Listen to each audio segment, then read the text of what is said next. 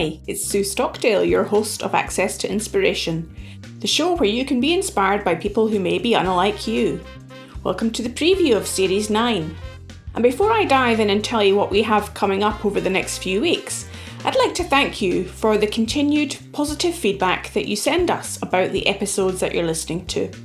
We were delighted also that our impact report, published in January, was really well received. James Cridland, editor of Pod News, described it as a good report card for a podcast and could be emulated by others. If you haven't read it yet, go to our website, accesstoinspiration.org, and on the About page, you'll find it there.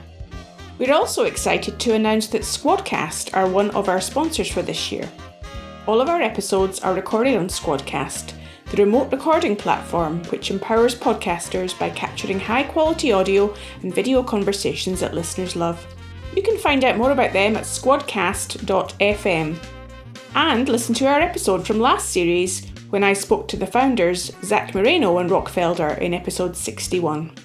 On to Series 9. One of the themes that seems to be appearing across a number of the episodes over the next few weeks is air.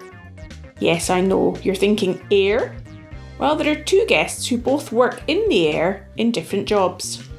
The first is Vicki Tough, who is a rope access specialist and climbs trees and buildings for a living. I asked her what her favourite job had been.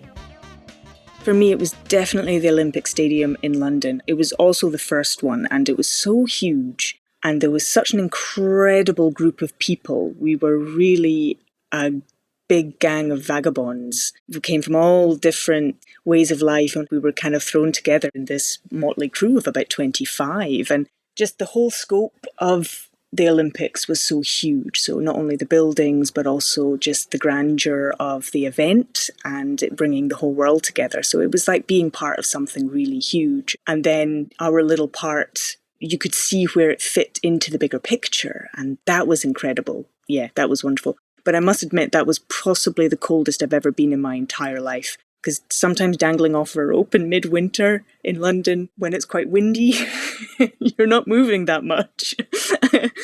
So yeah, that was also the coldest I've been. But that's definitely the most memorable. For the people, for the London skyline is incredible. Absolutely incredible. And I think it's probably my favourite in the world. And another guest who flies in the air that I'll be speaking to is Maxim Ivanov, who is a multi-skilled circus performer. And I asked Maxim what his favourite discipline is. In circus school, I chose the hand balancing. I really love it. But now I really like flying with my wife, doing duo straps. I really enjoy flying.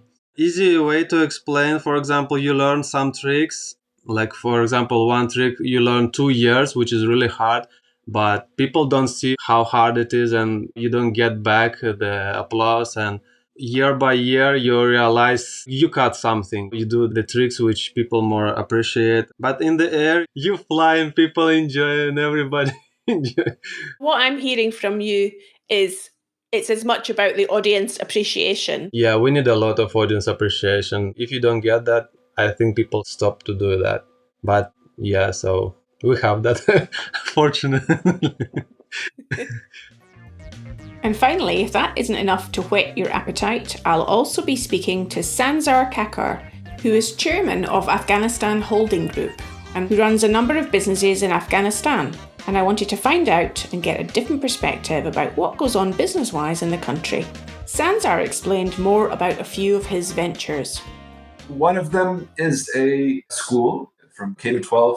It's called Mizan, and we help try to train the future leaders of the country. So it's a small school, but we have an incredible curriculum out of Oak Meadows in Connecticut from the US, and we've customized it for Afghanistan, local languages and culture. We also have AfghanNet, which is an internet service provider providing just broadband internet to homes and businesses across Afghanistan. Actually, a few tech ones. My background is computer engineering.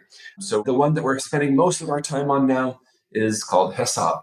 Hesab is, think of it like Apple Pay, where you can send money, pay in any shop, send money to anyone else, and try to make it really easy for payments, given the fact that the banking sector has collapsed in the last 5 months. All this and lots more to enjoy in the next few weeks. And you can also listen to our extensive back catalogue of 65 episodes that we've already recorded and read the transcriptions by going to our website at accesstoinspiration.org. Remember to take a moment and leave us a review on Apple Podcasts or tell your friends about Access to Inspiration so that they can subscribe to 30 minutes of inspiration brought to your device every week. I look forward to connecting with you soon.